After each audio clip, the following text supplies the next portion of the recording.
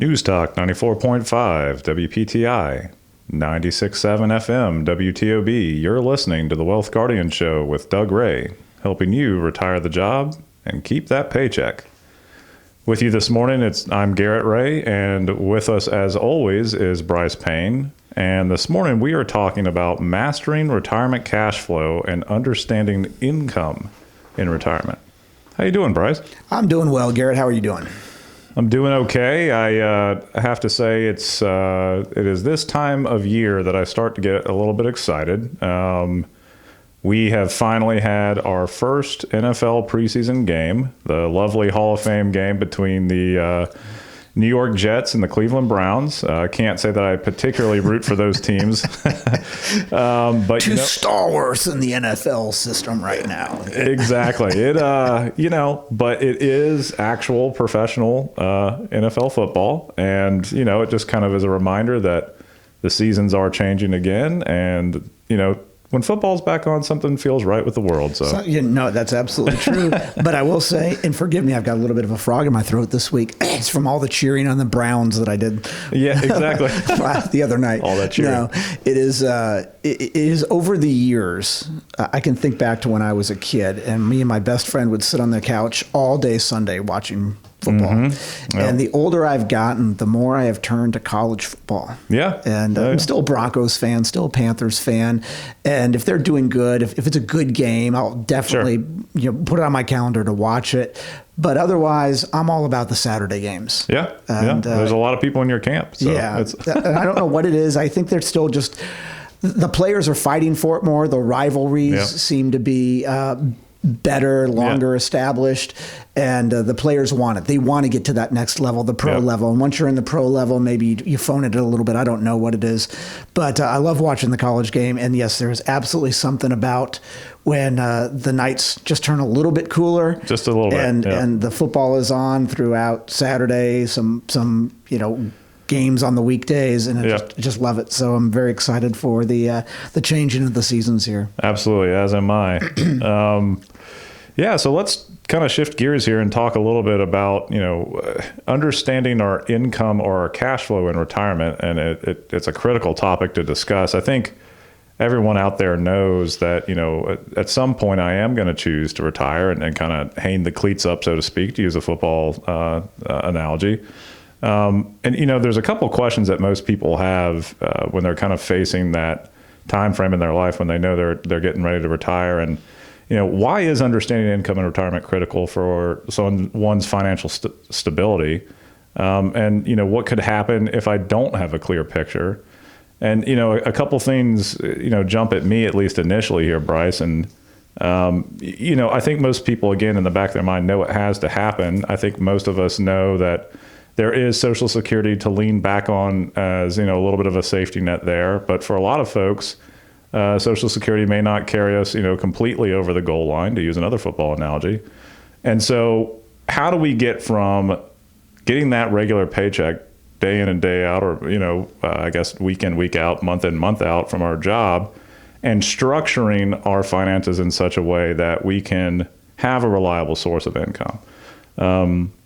I would say that, first and foremost, let's ask the question, be serious about asking the question, and reach out to some help. And lots of times that comes in the form of a financial planner who can help walk you through the different account types that you have and help set up that pathway to get from one account into your checking account, which is what we use on a day-to-day basis for getting groceries and gas and that sort of thing, and help explain to you in kind of a linear methodology so that you can break it down and understand, okay, I've got, a different stream of money coming from this account into my banking account. Yes, I've got my Social Security check coming in, and everything kind of ties together. And I think just having that recipe, if you will, of what accounts are eventually going to go from an investment standpoint into actual usable dollars can really help paint that picture. So what are some of your thoughts on that? That was just some of my initial thoughts when I was looking at that question this morning. Well, Garrett, before we jump into that well-articulated preface here for our subject, understanding income, do want to do a shout out to understanding all of the men and women in uniform for our Stars and Stripes out there, whether you're in the Marines, the Navy, the Air Force, the Coast Guard, the Space Force. What else did I leave out there? The Army. Thank you. From Doug, Garrett, and myself, thank you for putting on the uniform and putting yourself in harm's way at times. And thank you to your families for taking that extra step to doing what's right and sacrificing some of the time that you might have otherwise had as a family together because you're doing something above and beyond the call of duty. So, Garrett, thank you for your service. Doug, you're out there. Thank you for your service. To 3/4 of the people in my family, thank you for your service as well. And everybody else out there, thank you for your service. We don't want to let that go. As eager as we are to get into our topics here at Wealth Guardians, we don't want to let that get overlooked in an episode here. So as we Very do true. every weekend morning, thank you. And there's that Wealth Guardian service salute. So Garrett, you and I and any other financial planner, at least those who are fiduciaries, we live in a world of numbers. Oh, yeah.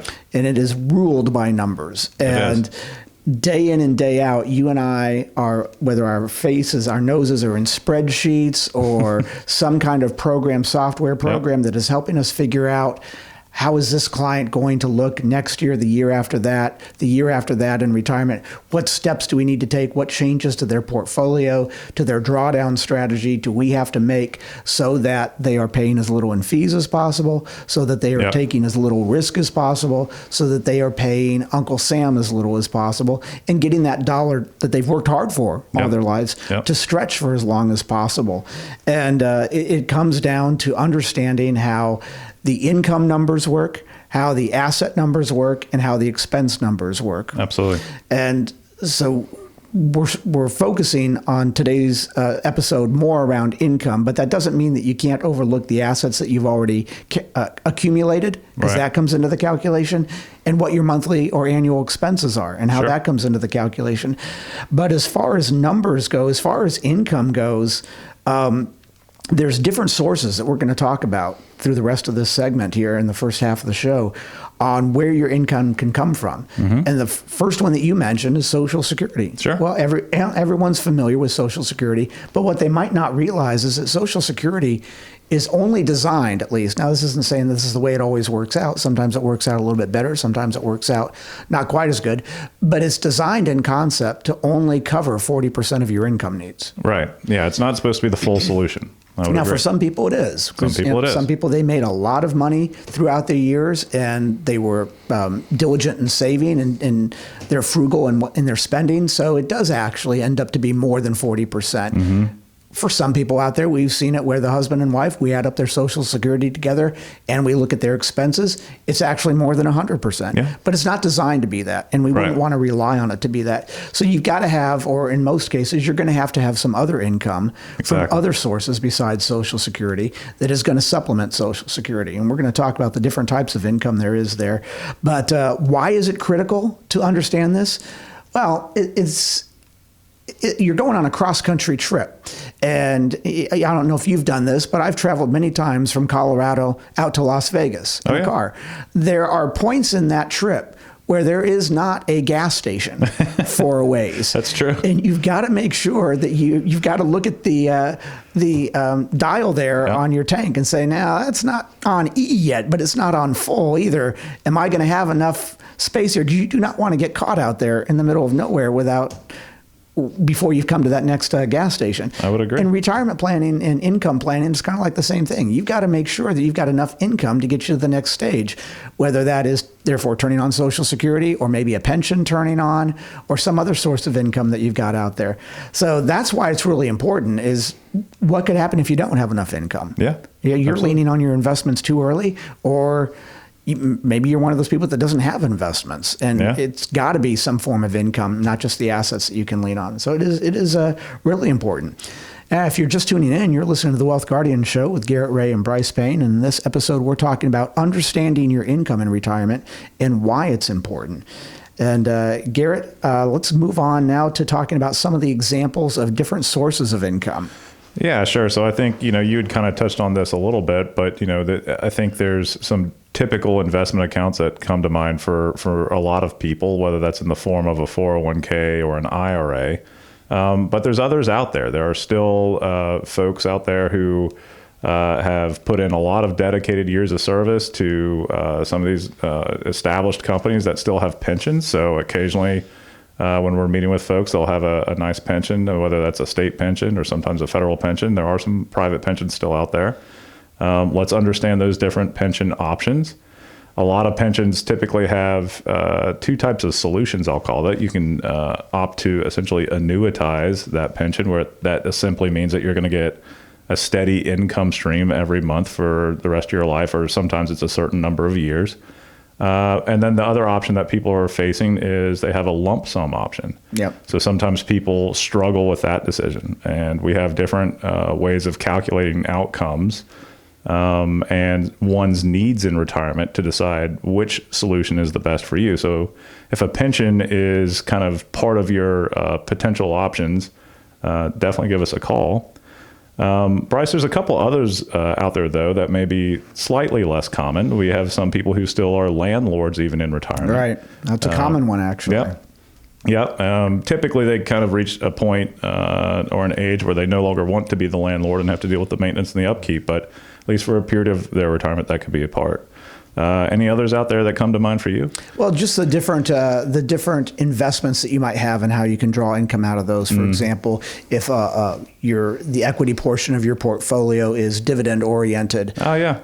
So then That's you can have one. dividend income. I know we've got a lot of clients who are really big on that and aren't so much interested in growth types of equities, but they're more interested in the dividend type of equities.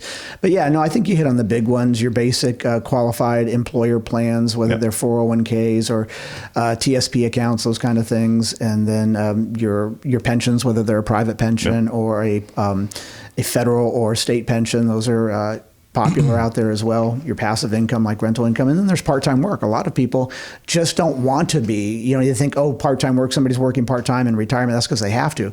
There's a lot of people out there who just don't want to sit back and be retired. Exactly. So they find something out there to do, even if they didn't need the money.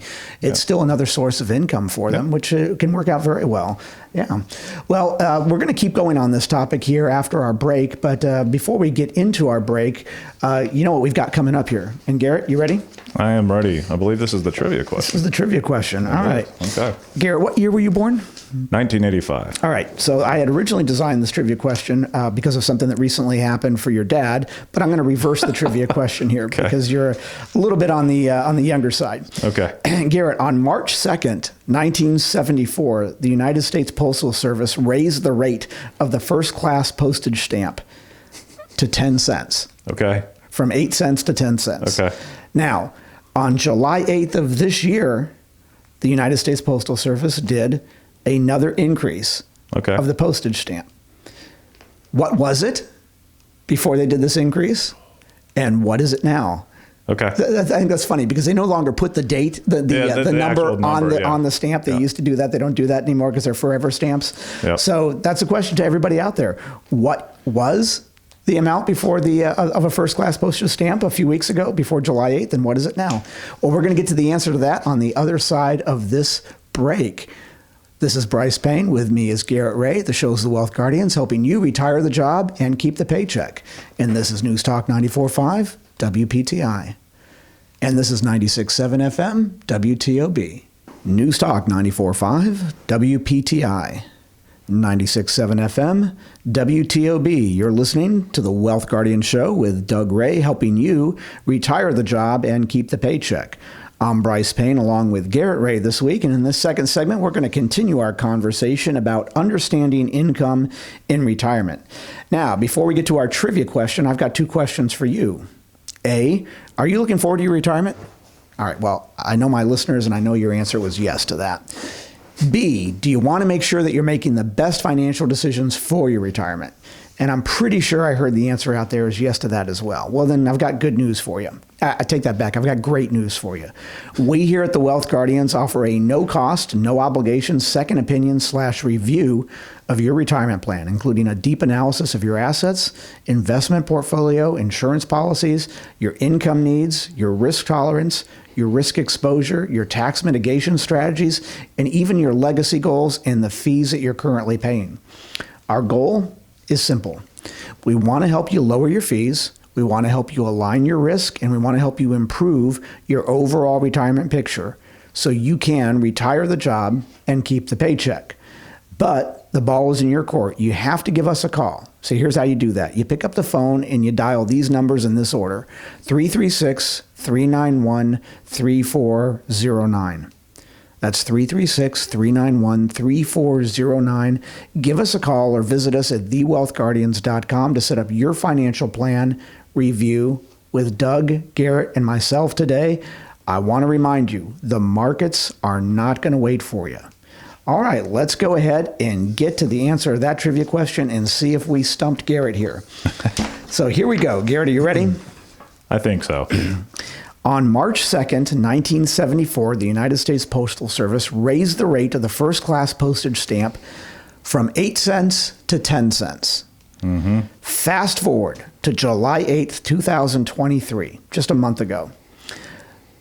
The first-class postage stamp was a price, and then they increased it to another price. Now, it used to be very easy for us to know what that increase was because they didn't have forever stamps. Now they've got forever stamps, so they don't put the price on it anymore.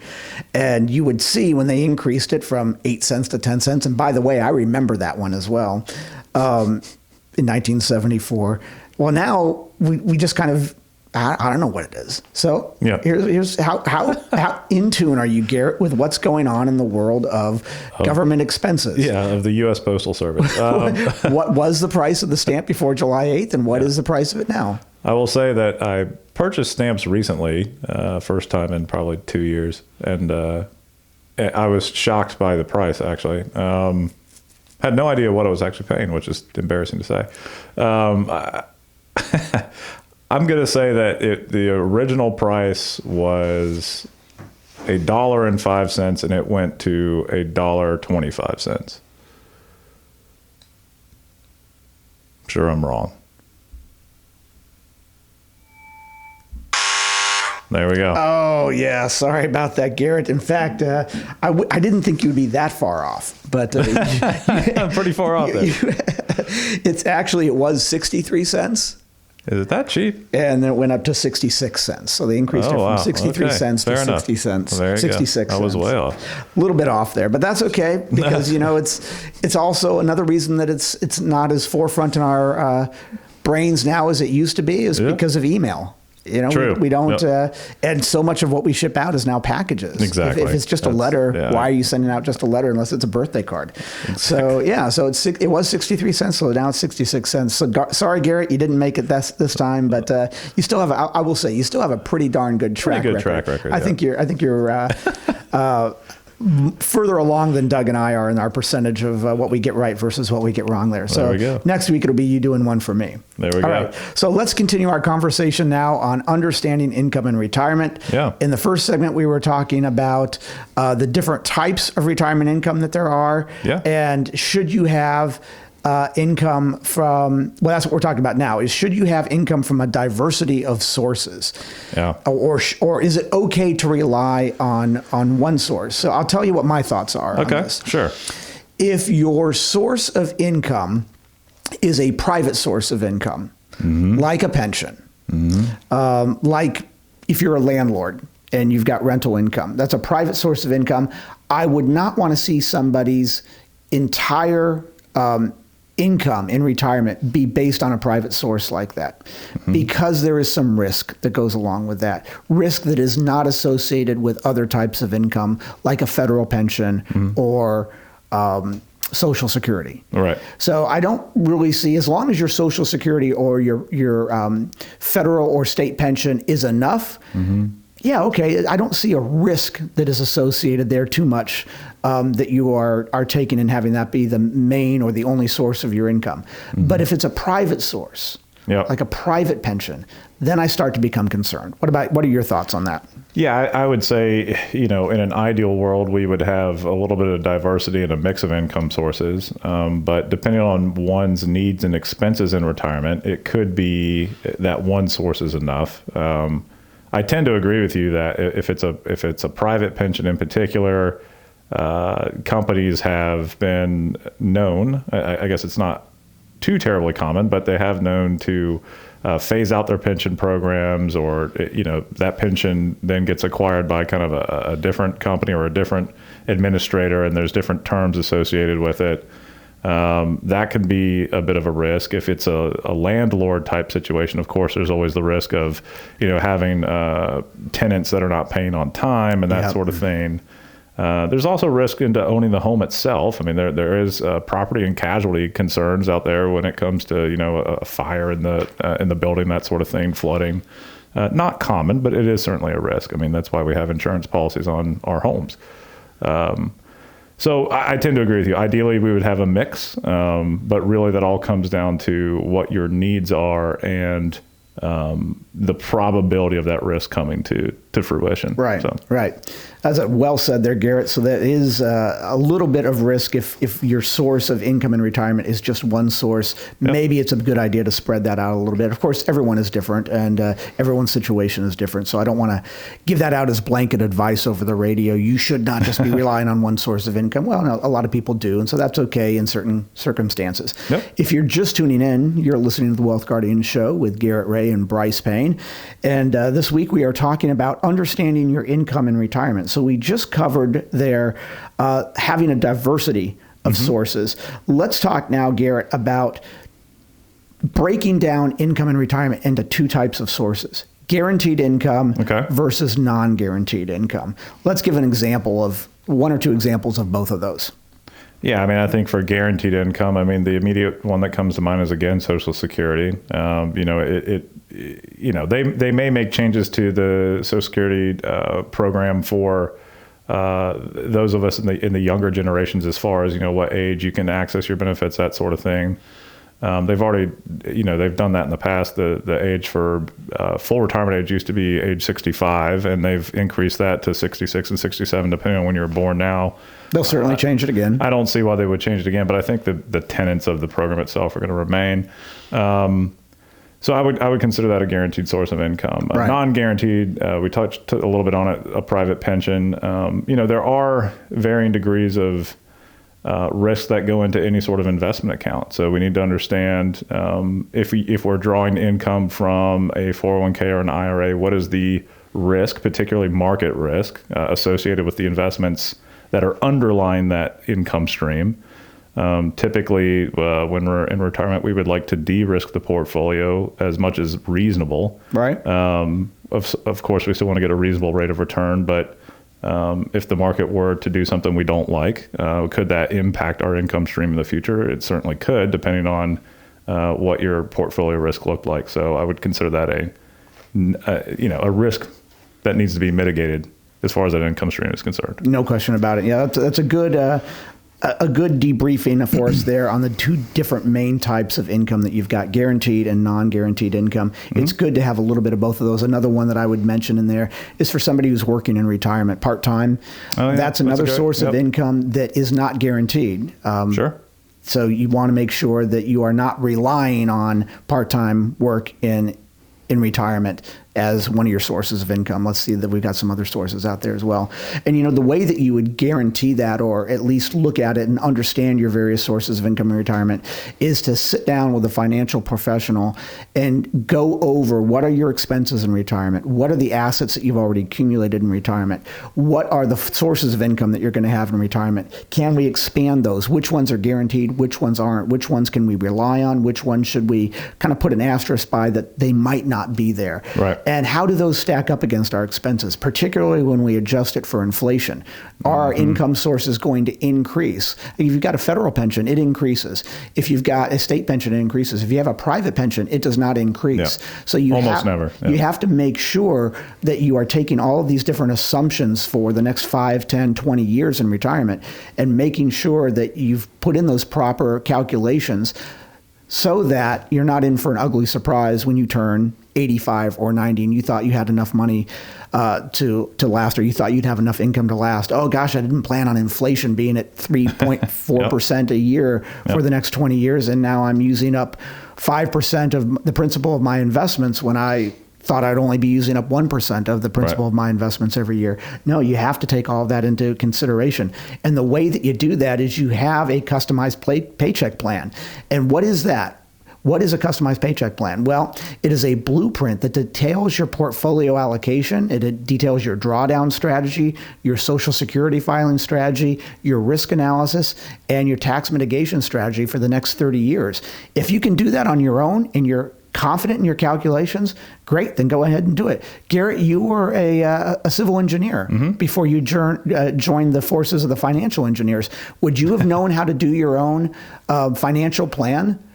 Even being an engineer, being somebody who's numbers oriented before joining this field? I would say probably not. No, you wouldn't. I mean, not typically. Engineering school is great for many things, but talk about finances, not so much. Right. Yeah. So you want to make sure that you're sitting down with a financial professional, and I'd encourage you to call us at the Wealth Guardians. We are financial professionals, we are retirement specialists, and most importantly, we are fiduciaries. And the number to call us is 336-391-3409. That's 336-391-3409. If you want to sit down with Garrett, myself, and Doug, there is no cost or obligation to do that, but you do have to give us a call. You can also reach out to us at our website, thewealthguardians.com, and sit down with us and see what thoughts we have on what your financial plan looks like and how it might be able to be improved. Wouldn't you rather do that now than later? I mean, that's my question to you. Closing out this weekend show, wouldn't you rather know that you're on the right path now rather than later? All right. Unfortunately, that's all the time that we've got this week. Thank you for joining us. We hope the rest of your weekend is everything you want it to be. This is Brice Payne, along with Garrett Ray.